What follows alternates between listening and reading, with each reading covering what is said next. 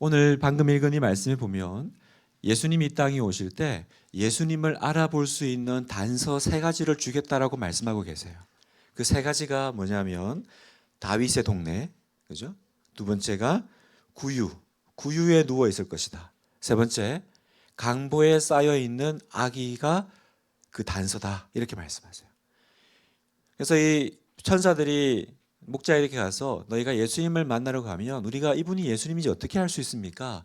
이 세 가지 단서를 보고 이분이 하나님이 약속하신 그분이구나 알 수 있을 텐데, 여러분이 단서 세 가지 안에는 우리 주님의 예수님의 아이덴티티, 우리 주님이 어떤 분이신지를 보여주고 있습니다.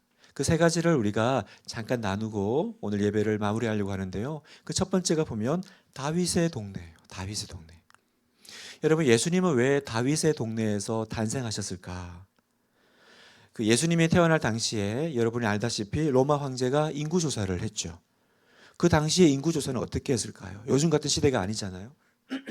그래서 방법은 모든 사람들은 다 고향으로 돌아가라는 겁니다. 가서 고향으로 돌아가서 등록하면 그걸 가지고 인구 조사를 하는데, 예수님을 이제 임신했던 요셉과 마리아도 요셉의 고향인 베들레헴으로 돌아갑니다.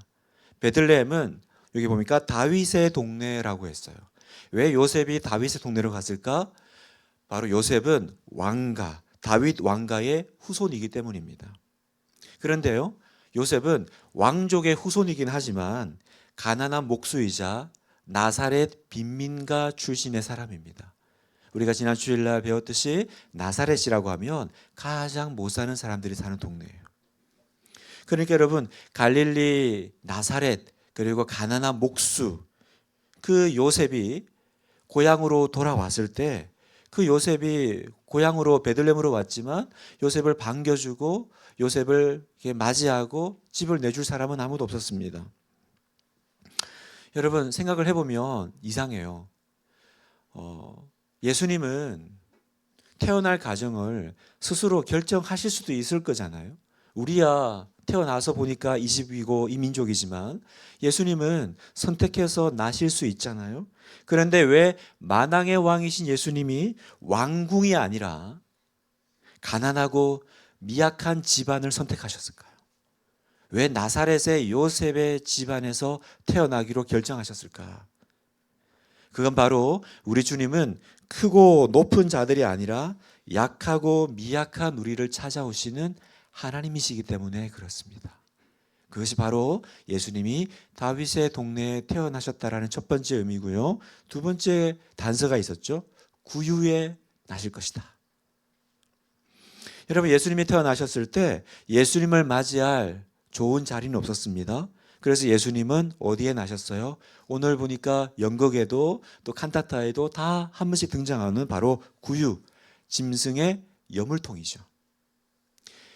무슨 말이냐면 가장 불결한 짐승의 자리에 만왕의 왕이 누이셨다라는 거예요. 우리 어릴 때 많이 불렀던 찬송가가 있습니다. 112장 그 어린 주 예수. 여러분 기억나세요? 그 어린 주 예수 누울 자리 없어 그 귀하신 몸이 구유에 있네 저 하늘 별들이 반짝이는데 그 어린 주 예수 꼴 위에 자네 짐승의 그 먹이통 위에 누워 계시는 만왕의 왕 예수님을 생각해 보세요. 여러분, 가난한 집안을 넘어서 가장 불결한 짐승의 자리에 내려오신 나의 왕이라는 거예요. 여러분, 우리의 주님은 그런 분이시라는 거예요. 왜 그렇게 구유에 누이셨어요? 그래서 주님은 우리의 가난과 우리의 서글픔과 우리의 외로움과 우리의 아픔을 아신다라는 거예요. 그분은 그걸 아시는 분이라는 것입니다. 마지막으로 예수님을 알아볼 수 있는 세 번째 특징, 단서는 뭐였습니까? 강보에 쌓여있는 아기. 강보는 포대기죠. 여러분, 아기 하면 어떤 것이 생각나세요? 어떤 이미지가 떠오르세요? 여러분, 아기 그러면 어떻습니까? 여러분, 아기는요, 세상에서 나에게 해를 끼치지 않을 유일한 사랑의 존재죠. 그렇죠? 왜 예수님은 어떤 이 땅에 오시면서 영웅으로, 전사로 그렇게 오지 않고 너무나도 약한 그 아기의 모습으로 우리에게 오셨을까? 왜냐하면 우리 주님은 온유하고 선하신 사랑의 주님이시기 때문에 그래요. 그분은 나에게 아무런 해를 끼치지 않으시는 분이시기 때문에 그래요. 그래서 성경에 등장하는 예수님의 또 다른 이미지가 있죠. 바로 어린 양입니다. 여러분, 어린 양은 성경에서 어떤 이미지예요? 염소는 들이받는 짐승이죠. 그러나 양은요, 잠잠히 돌살장으로 끌려가는 짐승입니다. 털 깎는 자 앞에서 잠잠히 순종합니다. 어떤 목사님이 강원도 대관령 그 양떼 목장에 가서 그 양떼 건초 먹이 주기 체험을 하셨대요. 그런데 건초를 이렇게 양한테 주다가 순식간에 손이 양의 입에 빨려 들어간 거예요. 그 이빨에 씹힐까봐 깜짝 놀래가지고 손을 얼른 뺐대요, 목사님이. 그런데 빼면서 느낌이 너무 이상한 거예요. 딱딱한 이빨의 감촉이 아니라 너무너무 부드러운 감촉이 느껴지더라는 거예요. 그래서 목사님 생각했대요.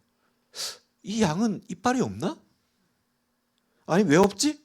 틀니를 하려고 기다리는 양인가? 그래서 이분이 막 검색을 해서 알아봤더니 놀라운 사실을 발견했어요. 여러분, 이 땅의 모든 양은요, 원래 윗니가 없고 아랫니만 있대요. 여러분 알고 계셨어요? 여러분 집에 가서 한번 찾아보십시오. 네이버에 치시면 다 나옵니다. 양은요, 짐승이요, 윗니가 없대요. 그러니까 아무리 손을 넣어도 다치지 않는다라는 거예요.